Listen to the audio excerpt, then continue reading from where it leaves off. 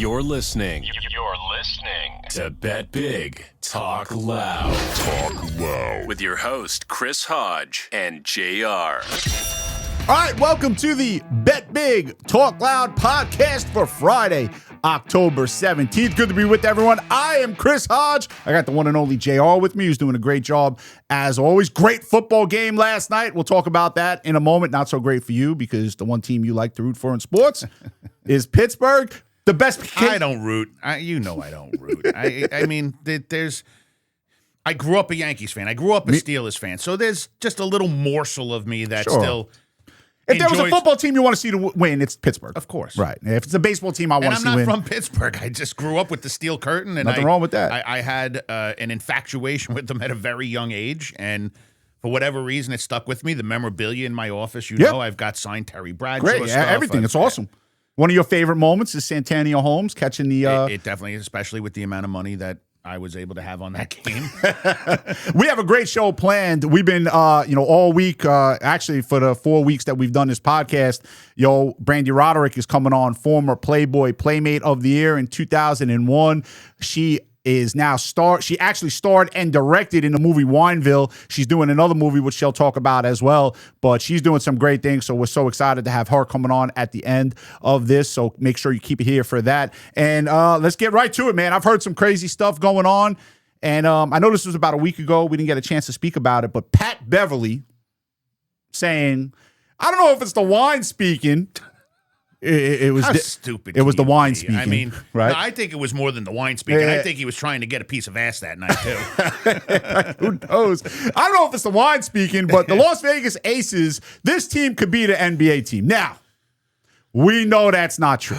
Right, you're making us. I mean, you're seriously. We're gonna sound chauvinistic, and we're no, not. We're both not. married for a very long time. Yes. Listen. But it's not even comparable. I don't even know why we're talking about this. Because it was brought up. It's not even a discussion. Not a discussion. High school teams can beat them. So now, see, that's where it's going to sound bad, right? So we'll get to it, right? We don't want to piss off everyone. They might be JV. Listen, can we just stop the bullshit in the country, please? Okay? Women are great at what they do, and those girls that play for the Las Vegas Aces and in the WNBA, they are so talented. They're great at what they do, and they deserve their league. Me. I tell you that. They would bury me. Can we stop with the beating of the men? Because, and I'll tell you why, and I'm not trying to make this political, and it's not, okay? But whenever there's a trans kid in a woman's sport, everyone screams. Why? They can't beat them. They break every record. Every record. It's amazing. It's not even close. So, and they have to put on a face. In the beginning, they were all putting on faces, but in the end, we saw what happened.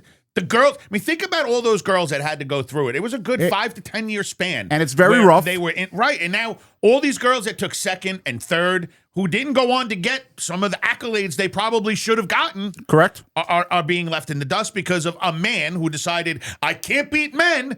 So but let me go to women. I've thought about being a girl. I mean, what the hell? What is the surgery going to be? It's really terrible. But here's my problem with women. When he says something, my daughter would kill me if she heard me saying this stuff. Well, listen, this is the problem. When Pat Beverly said, and look, it was the wine talking. It wasn't CTE because he wasn't in the NFL, so we can't blame that. It's just pure stupidity talking. Okay, now here's the deal, right? And this is what we were talking about. Have a girl come out and say, we're very good at what we do. We can't beat the men. We're not the men. So we're not going to talk about them beating an NBA team. We all know Pat Beverly was either smoking something, coked up out of his mind, or whatever. It would be like what, literally, with the college team would look like the Harlem Globetrotters, and the women would look like the team that the Harlem Globetrotters beat up every time. So I now, forget their name, but I took the liberty of, we're not talking about the NBA. Are you talking about the Liberty in the WNBA? No, we're not talking about the Las Vegas Aces beating an NBA team. We know it's bullshit. I went and got the worst college basketball team from last year. I went and got the worst college basketball team from last year, which was 3 wins? 3-28, which was Mississippi Valley State. 3-28, and in the Ken Pomeroy rankings, they were 364 out of 364. Okay, so that's the worst team. So here you go. Here's the starting lineup for the worst team in college basketball and the best team in the WNBA. Here's the height and weight. We got 6'8", 215. We got 6'9", 245. We got 6'3", 185. We got 6'1", 180. We got 5'11", 170. By the way, the 5'11", 170 kid playing in college basketball, it's pretty good. He must be very athletic. Okay, so we got 6'8", 215 versus Las Vegas Aces, 6'4", 185. And that's male versus female, different body frames. Good night. We got 6'9", 245 versus Asia Wilson, 6'4", 195. Great player. She's going to get schooled. Asia Wilson's a great player. Schooled. How's she stopping 245? She's not. We got 6'3", 185 versus 6'0", 165. This is the worst team.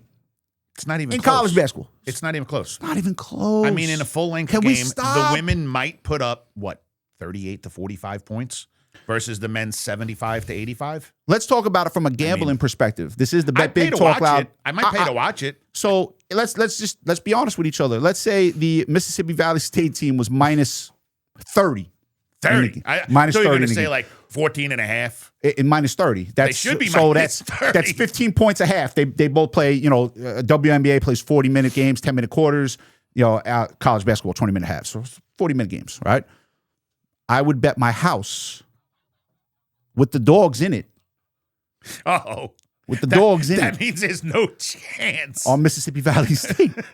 Who wouldn't? What would the line be if they played an NBA the children, team? I would have been like, all right, but the dogs? God, I know what they why? mean to you. Why, man? Why? And that's just, can we just stop with the bullshit? Like, women are so great. Like, and I hate when I say this because it sounds like. It sounds chauvinistic. Right. And I don't understand. Like, I cannot do what my wife has done. I could never do what my wife does. Right. As hard of a time as I give my wife. Can't do it. I could never do her. Now, mind you, I am married going on, 28 years. I've got 6 kids. I've got 3 girls. I've got 3 boys. My house is legit pandemonium, okay? Now, if you had to raise those 6 kids, how many are still alive? 2? 2? And it wouldn't even be on purpose. I wouldn't have fed them properly. Right. Everything would be, what do you want tonight? Chicken How many nuggets? people are We're going to still- go McDonald's one night, Wendy's the next. Yo, man. So this is what I'm saying. Like, I cannot do what my wife Never did. But wife, I'm an old school guy. I'm not like, listen, some of the men today could do it all day and twice on Sunday. Nah, not as good as them. There's a couple of guys out there.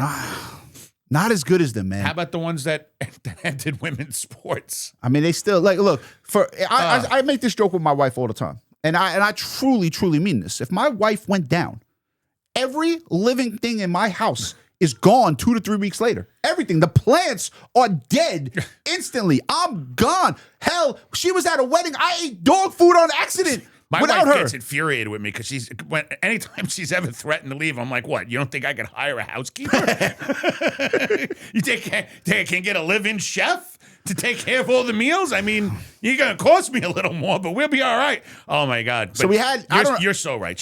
I would be so lost. I Can't mean, do what they do. Forget it. I'd have to actually quit my job. Yeah, and it's so important. It's more important. What a woman does in this world is more important than anything a man does. Let's not get carried away. Well, listen, we go out, we earn money, and we support families financially. The majority, right? Hunter-gatherer. Okay, but again, First the nurturer. I said to you, you had 6 kids.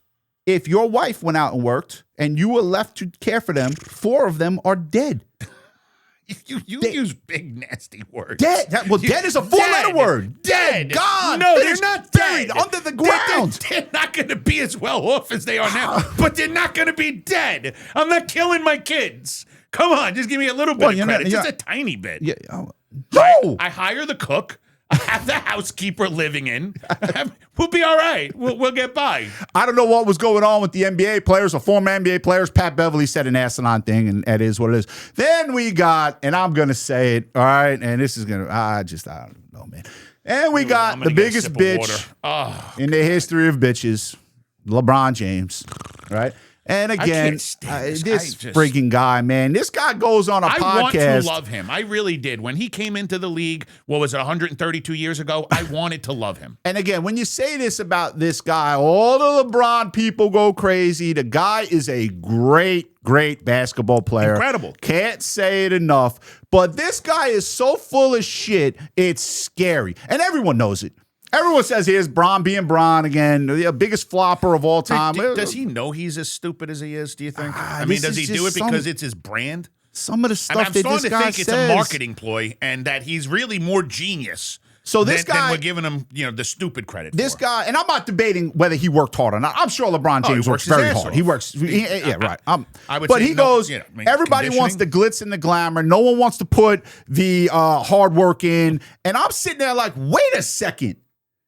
You went to LA for glitz and glamour, number one, but before that, you left Cleveland because you didn't want to work harder. Because you wanted to be with superstars to That's win. right. How does that make sense? Michael never did that. Michael would never do that. Magic would never do that. Kobe would never do that. Michael made everyone better by being better. And that's the idea. You carry yourself. It's not about going. I don't understand. It's a different age. It really is. It's a different day and age. It's a different game. I mean, I don't even put LeBron as I don't put him number 2. I don't. I don't put him number 2 either. I put Kobe number 2. Exactly. I mean, and if you really want to go back, we can talk Magic, we can talk Wilt, we can talk Larry Bird. I mean, I'll put LeBron before most of them. Maybe not Wilt. I don't know. Wilt, I didn't get to watch enough of him, but the man supposedly was the most dominant force to ever touch the court, period. I mean, for his day, he scored 100 points. I always, I do put Kobe number 2, and I was not a Kobe guy because I never liked L.A. I was just, I've always had a hatred for the league. I don't know why. The Lakers? Showtime. You didn't like Showtime? No. So here's the thing. I always take the big guys out because they're so hard to rank. And and Michael Jordan says this all the time. The errors are so hard to rank. They are. Wilt and Kareem and those guys and Bill Russell, phenomenal players, but they were taller than everyone else. Kareem had an unstoppable shot. So all that. But I have LeBron number 3. I have Michael Jordan. I have Kobe Bryant because Kobe's if Michael's the best, Kobe was the closest thing to him, no doubt. And then LeBron number 3, and you act like what you're saying here when you're saying the guy's number 3 and he's a phenomenal athlete and longevity. It's phenomenal. No one our age will change that lineup. No one. I don't think anybody that's been able to watch. Now you got guys that are in their 20s and 30s who've done nothing other than watch LeBron the entirety of their life because he's been around the league since inception. So. They love him. I make this analogy all the time. If you took when Jordan stole the ball on Karl Malone in 1998 finals, right? And he's dribbling up the court. If you could freeze it, right, and just stop the world when he's got the ball in his hand right before he crosses half court. And you know what's going to happen. I would have bet everything I owned with the dogs that he's not with the dogs in it, and I was young at this time, that he was not going to pass the ball. He was going to shoot the ball, and he was going to make the shot. Basket, no doubt. And he was going to. I have never felt that way about LeBron James. Never dribbling up the court in a must-win spot, and he made a couple big shots against Toronto years and years ago. I'm not taking anything away from his ability to be able to, and all around he was a better player. I mean, we're just talking about being able. He shot the 3 better. He did a lot that he could do. Well, the 3 is a more, but as a dominant force of the game and just a man that took over, Michael. And it is Kobe. I mean, those two. But again, Kobe LeBron was just special, man. LeBron comes and says, "Oh, they don't want to work hard." You left. You made it easier for yourself. You made it easy. You were the only superstar to never compete in a dunk contest. You were the only superstar that did all this running around. No one has ever done this shit. No one. And then you got an even bigger bitch than you, Kevin Durant, who left the team that went to the Western Conference Finals to go join a team that beat him. It's amazing. It's the biggest bitch move ever. There is never going to be a bigger bitch move than that. And then he gets mad when everyone calls him a bitch. No one's ever done that. They shouldn't even go on social media. I mean, don't it's get got to it. be a night. Can you imagine being one of these guys? No one's not saying you're going not into the comments and reading all this shit about you. They shouldn't care, right? But no one's saying that Kevin Durant is an unreal basketball player. Unreal. LeBron James is an unreal basketball player. We didn't even put him in the conversation for. Well, he's not top 5. He's not. Yeah, he's not. He's definitely top 5 over the last 15 years. Could put him in there in that conversation. Last 10 years. You know, we're going to do when we do the podcast next week. We're going to do a subject on LeBron James and Steph Curry, and I think that's going to be really interesting. I think people are going to really like to hear that one. Brought up Steph changed the game. He did change the game. Changed the game. Yeah, he did change the game. Now we're moving right along. So we'll get to some football. You were talking earlier in the week, JR, and you made just a great point when Tennessee fired their coach, right? And I wasn't thinking along this line, but you used the word, and it's the perfect word that teams are negligent. Yes. With their quarterbacks that they drafted. And at what point in time, right, are we going to start holding the coaches and the How organizations. about the ownership accountable? So if you let's look at what Sam Darnold's doing right now. How do you explain that? I mean, think about now he's going to make money finally. Well, he got a $100 million contract. In his 30s. Yeah. In his 30s. This guy, he should have been dynamite. Dynamite. Right out the draft. But terrible organization. Terrible hiring. Listen, Tennessee knew. They had to. You're not going to tell me that the idiot ownership there, and we're not going to talk about genders, right, of who owns Tennessee. Okay. Right? But the idiots, they had to know he was on the hot seat. Now, if you know he's on the hot seat, just fire him. Bring in a guy that's going to make sense. You know you're getting Cam Ward. You've got the #1 pick. You already have it figured. Why go through it? That you knew what you had in Brian Callahan. He wasn't brand new. The guy's got a terrible record since he's come there. Vrabel got out, which was look what he's doing in New England right now. Oh my God, the guy's fantastic. Good coach, fantastic. Okay, and now who are you bringing in? That's going to change things. Now this kid mid-season gets a new coach, new offensive coordinator, or do they keep the same guy around? I mean, I don't like it when they're that young and that impressionable and that vulnerable. They're already going. This kid has one win since he started in the NFL, and now he feels like it's his fault. Don't tell me for a second he's not feeling the blame. And he's going to be a really good quarterback in this league at some point. He might not be with Tennessee. Correct. And think about how many quarterbacks have had to leave their organizations and go have a Baker Mayfield. Stefanski went to a playoff game with this guy. Right. First and only playoff game in 20 years in Cleveland. Right. And you know what? Not to cut you off, that's a great point. Who the hell are the Cleveland Browns? When have you ever won? You've never won shit. And you got the balls to say he's not the guy? I mean, they got no patience. That's why they're bad organizations. How about Daniel Jones right now? Incredible. You know, incredible. So how do you explain that? Goes from Joe Judge to Dable. Dable didn't he get Coach of the Year first year that he had Daniel Jones? He did. And now, I mean, they're a mess.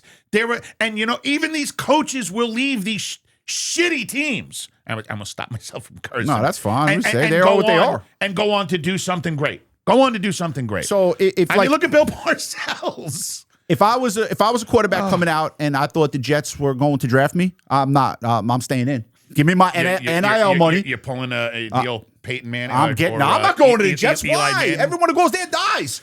They've never developed a quarterback ever. Not one. Ever. Joe Namath from years and years and years ago. Chad Pennington? I mean, he was still a first round pick, but he wasn't. He was average. They didn't average at best. So how does Sam Darnold leave and all of a sudden go on to have a good career? How does Daniel Jones leave? Oh, that poor guy with the shit that happened to him. Oh my God. You know, here, you know what my issue is? And Mark Sanchez is another guy that ran out of town, went to 2 straight AFC title games. They ran him out of town. It's unbelievable. I mean, I not just good I enough. don't. Rex Ryan. Not to deviate. There are 2 Jet coaches, only one actual Jet coach who coached multiple seasons that has a winning record for the New York Jets. The one who's coached multiple seasons is Bill Parcells. He's the one with the winning record. The one who only coached one season who went 9-7 was Al Groh. Okay? They're the only 2 Herman Edwards did not have a winning record for them. Anyone else? What was Pete Carroll's record there? No, it wasn't a winning record. Did not win there. But he put that team together. So when coaches leave the Jets, they go on to do well. When players leave the Jets, they go on to do well. Why the hell would you ever want to go to the Jets? Why would anyone want to go? Why the hell would you want to go to the Jets? Listen, the owners have kids that really understand the Madden ratings. So it's a great reason. Oh, my goodness. But, yeah, you know, if you look at a quarterback, and look, we know this kid is insanely talented. But if you look at Pat Mahomes, right? Pat Mahomes sat a year in a great organization, under a great coach, and Alex Smith didn't set the world on fire. No. But he was a great guy to learn from. Look at Eli Manning.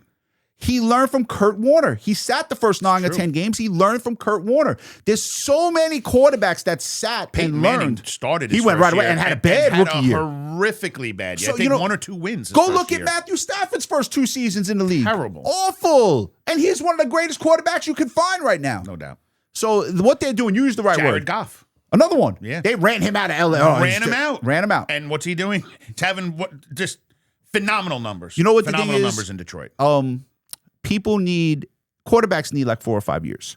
You know what the problem is? because of the it's media. It's a faster game, too. Well, it's a different speed. If you watch any college football game compared to the NFL, they're faster, they're stronger. It's a much, listen, they deviate. These are defenders that understand the game. They come up, they show blitz, they fall back. You don't get that in college. I mean, you sometimes, but not nearly what you're getting There's in a lot the NFL. of problems. You got to get used to the schematic. That's why a guy like Joe Flacco can come in after 18 years and throw the tightest spiral in the game. Great game last night. A great game. I mean, great game last night. 340 some odd. Jamar Chase, they couldn't cover him. 16.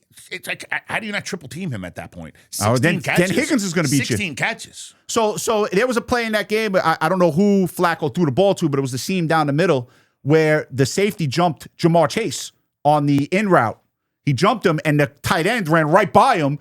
And Joe Flacco threw a great ball. It was on third down. So that's the impact Jamar Chase had on the game, even when he wasn't getting balls thrown at him. They had to take him. But some crazy games that have gone on recently. Atlanta beats Buffalo on Monday night, which is unbelievable. People aren't talking about that Atlanta defense enough.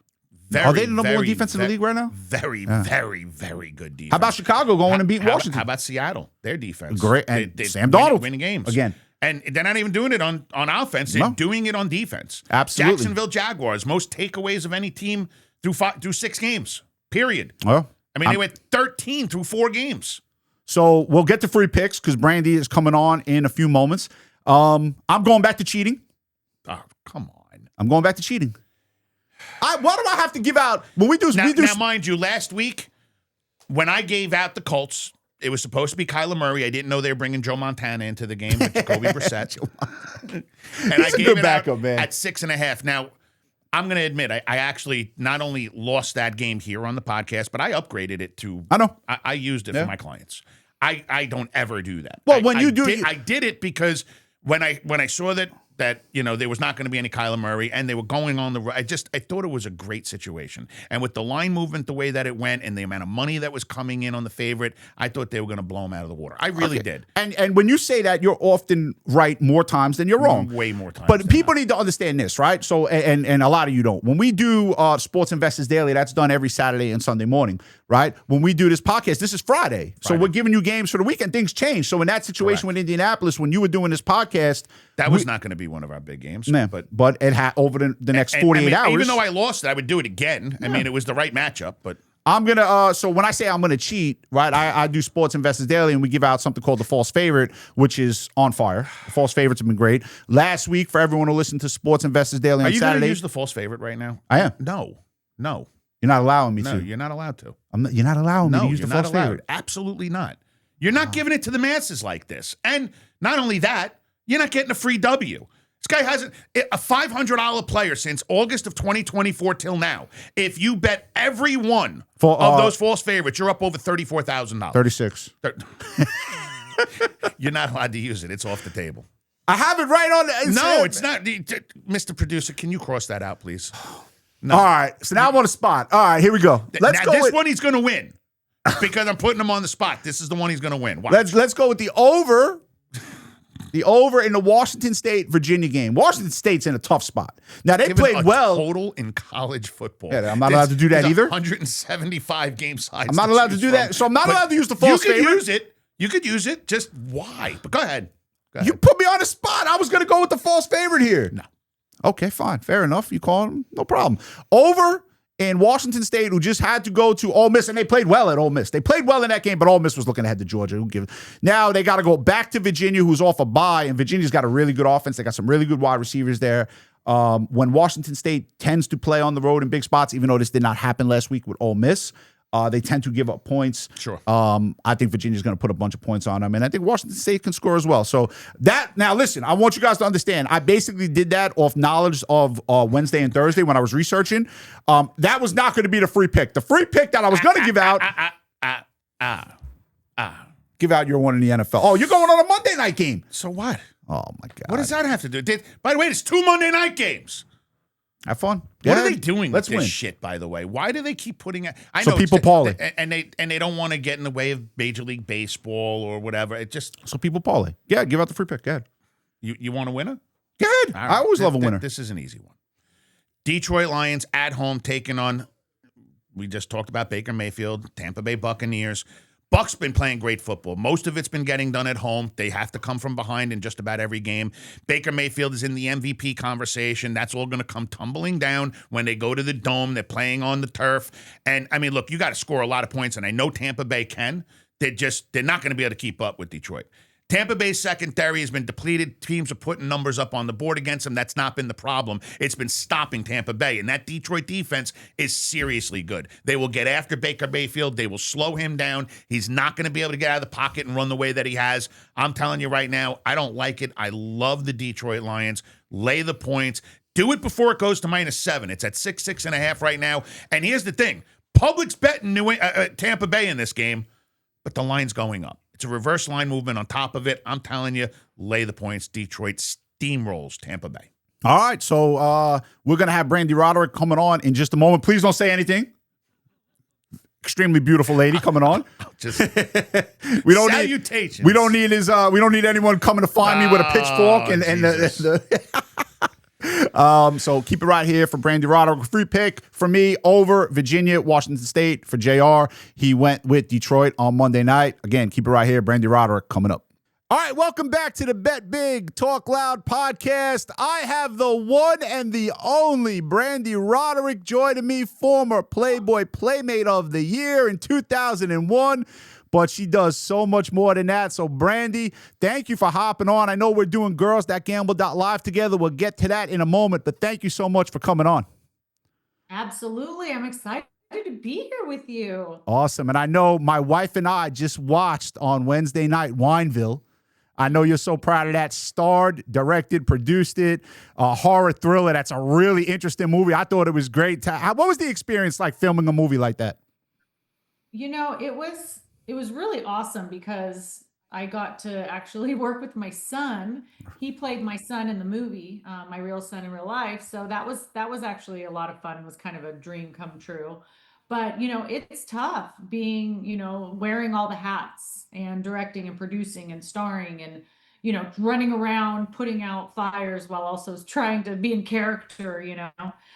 But it really is a labor of love. And I just had so much fun doing it. It's awesome. I mean, that movie was phenomenal. There was a lot of twists and turns in it. I thought it was great watching it. Me and my wife both looked at it. She's like, wow, what a great scene that is, or overall, what a great movie that is. So for anyone out there that hasn't watched it, go check out Wineville. We watched it on Amazon, but I know it's on Apple TV. It's all over the place. Yeah, Tubi, Plex, Apple, yeah, all the things. But yeah, it's definitely not for the faint at heart. It is definitely a creepy, trippy, shocking thriller for sure. You know, it's crazy. I think I'm a pretty normal guy, but one thing I do that might not be too normal, I don't know, man. My wife argues with me about this all the time. I love to watch horror movies in the dark. Like, and I watch them alone in the dark with it because I just think that's better for effect, right? Like, you really want to watch it in a bright sunshine light. Well, like when that's the same thing, when we are going to watch a horror film, it's like you have to watch it at nighttime. Like you want it to be dark, you want it to be nighttime, because most horror films, the screens are dark, right? In order to see it, it has to be dark in the room because there's always all these creepy things in the dark that are happening. So yeah, it just makes the whole vibe better. Agreed. My wife, we shall argue, but don't turn off that light, and then I'll get up, turn off the light, and she'll get up, turn back on the light. So just basic married stuff. No. I know, and currently right now you're in the middle of filming another movie. Yeah, I'm filming a movie called Pony. It's an inspirational story about two sisters that are race car drivers, and one of them gets seriously injured to where could possibly die, and the other sister has to go back and avenge her, and hopefully win the race. So it's a very cool, very fun, inspirational story. It's nice going from, you know, being able to do that, going from a horror film. So it's good. It's a good change of pace. And when is that movie supposed to be out? I don't know. I mean, we're still shooting it. Got so. you. And what's that process like? Like, you guys do a movie. It's funny. I watched an interview with Johnny Depp, and he was like, he don't watch the movies he does. He just goes on, does his job, films it, leaves, and he doesn't know if the product is good or bad. Like, what's that like? Like filming your own movies? Well, it's a long process. Like pre-production takes a while to get the whole thing together. That's a whole long process. Then the shooting part is the shortest part. We shot Wineville in only 2 weeks. Wow. And then you have post-production, putting it all together, and then going and selling it and having it come out. So for us, it took about 2.5 years from start to finish. Wow. And It's a I'll long. tell you, it's funny. I remember you. I don't know. It was like 20 years ago. Starsky and Hutch. It was one of the funniest scenes in that movie. I believe you're Yeah. in the locker room. They come to interrogate you or interview you, and you just start getting changed in front of them. You can take off all your clothes in front of them. Yeah, right.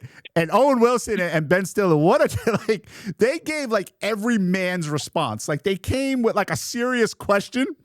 And then just a dumbfounded look on their faces when you're completely naked. They don't know what else to say. I thought that was one of the funniest scenes of that movie. Well, I think it is the funniest scene of the movie for sure. And a funny like little tidbit about that is we had shot the scene, and at the very end, Todd Phillips, the director, who was an Academy Award winning director, he went and won the award for Joker.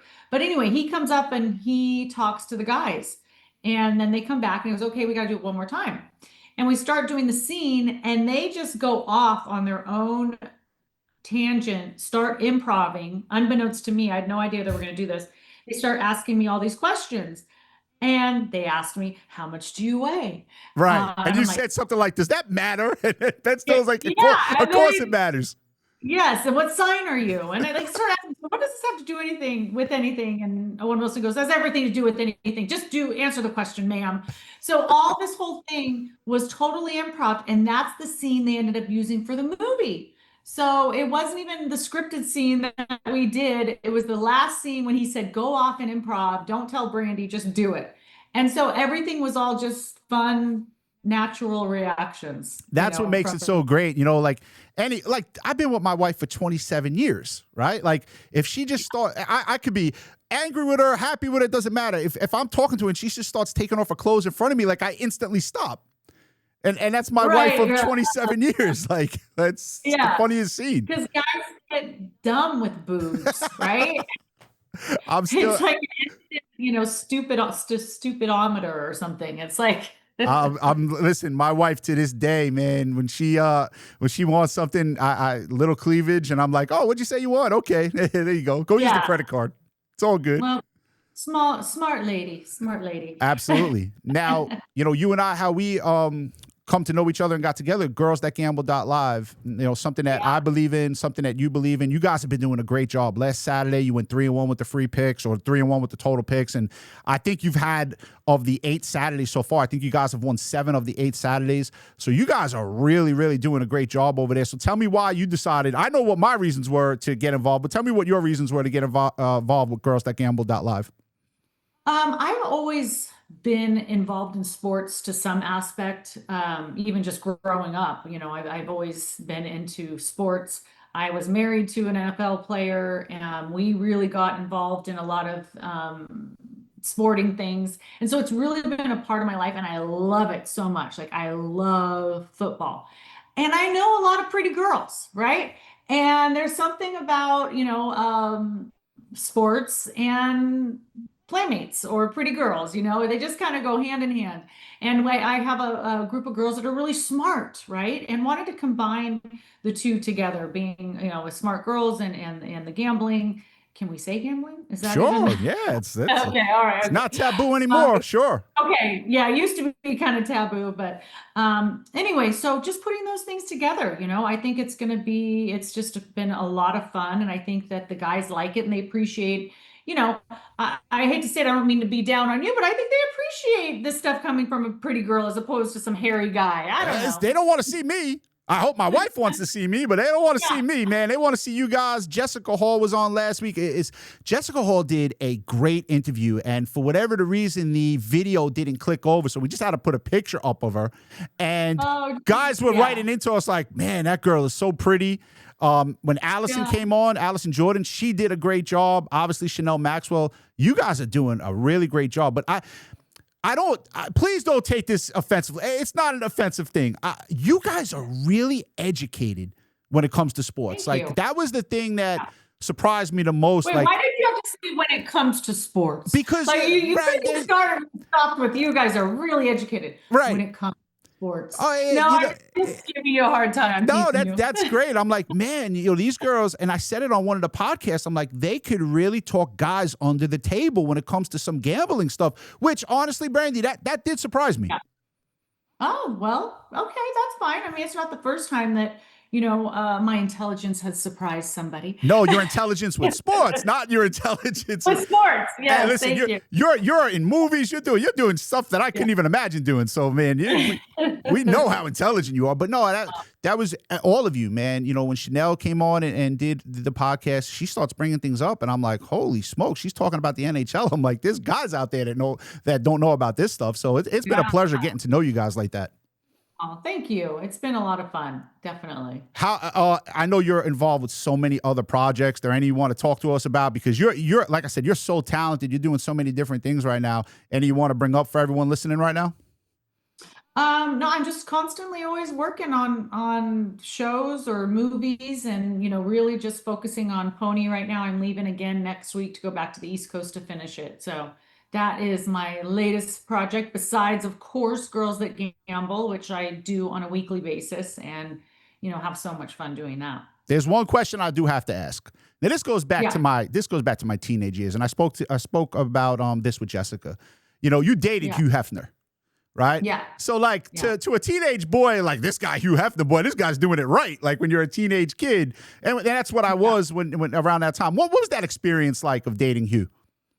You know what? I won't just even say just dating him, just the whole Playboy experience itself, just magical, to be honest. Like I hate, I don't want to be like gloating or anything, but honestly, that was just some of the best times of my life. I got to experience so many amazing things. Like being with him, he introduced me to so much I never would have been introduced to, whether it's like classic films, old amazing jazz music, being able to go to the Cannes Film Festival and live it up. I mean, there was just being at the mansion with every celebrity you can possibly imagine. I mean, that's where I met Eli and Peyton Manning, hanging out at one of the parties. So, I mean, it was just, I even threw 2 Super Bowl parties at the Playboy Mansion.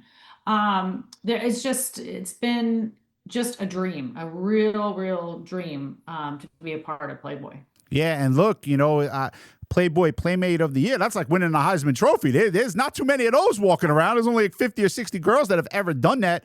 You happen to be one of them.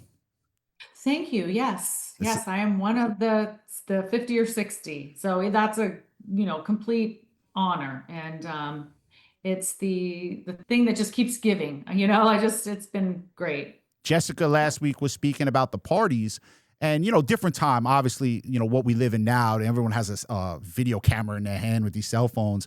But when you were going through it, there weren't these cameras there. It's like everyone could just have a good time at the party and not have to worry about anything else that might have come on in the tabloids or the media or anything like that. Yeah, that's exactly why it wouldn't be able to work today. It wouldn't be the same.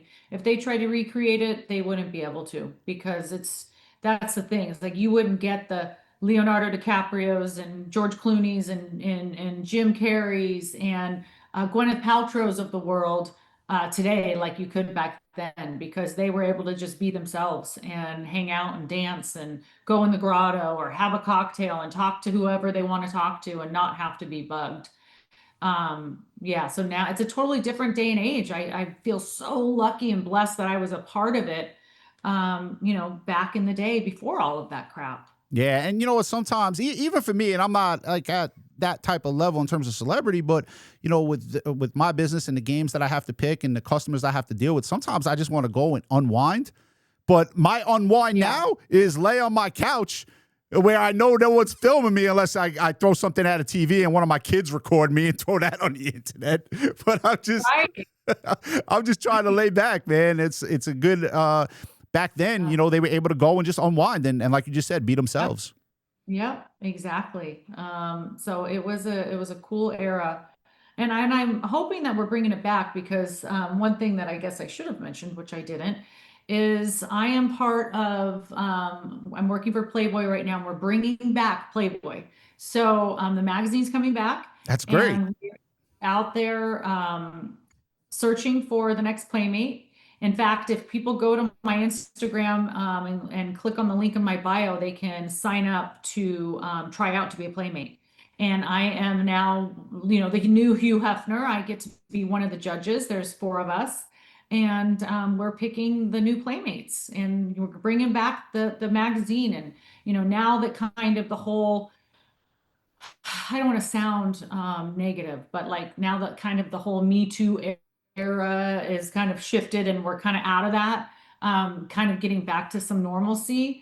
It's like it's the perfect time now to bring Playboy back. It's been, hidden behind for too long now, and it's time to get back to normal. Listen, I said it to Jessica last week. Playboy was iconic. When I was a teenager growing up, you talked about 2 things: the new pair of Jordans coming out, and that's exactly what I said last week. And who's on the cover of Playboy? That was a teenage boy conversation. Anyone who thinks otherwise, they're just not being honest with themselves. That was the teenage boy or young man conversation. So it's great that you're bringing it back. I love working with you on girls.gamble.live. I'm so excited about that website and the potential that it could be. And when I told everyone that you were coming on the podcast, they were like, "You getting Brandy Roderick?" Like, they were so excited that you were coming on. So I thank you so much. This was very kind of you. And like I said, it's been a pleasure getting to know you and to work with you on girls.gamble.live. And you too. Well, thank you so much for having me. I appreciate you. All right. Thank you, Brandy. You have a great day. Soon. You too. Bye. All right, thank you so much for tuning into the Bet Big, Talk Loud podcast for Friday, October 17th. Special thanks to Brandy Roderick. What a great interview that was. And she's doing some really tremendous things. Also, go check out girls.gamble.live. Her and I are a part of that. You could also go visit takingvegas.com. There's more great picks over there in terms of gambling. And be sure to listen to the Sports Investors Daily Radio Show that's on tomorrow, Saturday, and we'll also be on Sunday morning. We have a great show planned, especially with JR wouldn't let me give out the free pick that we're using, but we have a big false favorite that we absolutely love. You can call us at 888-9-WIN-NOW. That's 888-994-6669. We're giving out the picks starting tonight. We already know what we're using. It's a false favorite. It's an underdog we feel is going to win outright, and one of the bigger underdogs that we've had of the season. And the false favorites for us have been tremendous. 6-2 this year with 5 outright wins. To get to the free picks, just in case you need a refresher for this weekend, I have the over in the Washington State-Virginia game. JR went over to the Monday night game where he released Detroit. So hopefully we get you 2 winners there. And again, we got some big things lined up over at Sports Investors Daily for Saturday and Sunday. So be sure to check that out. Everyone out there, I hope you enjoyed listening to it. Be sure to check us back next week on the Bet Big, Talk Loud podcast. Have a great weekend, and let's make some money, everyone.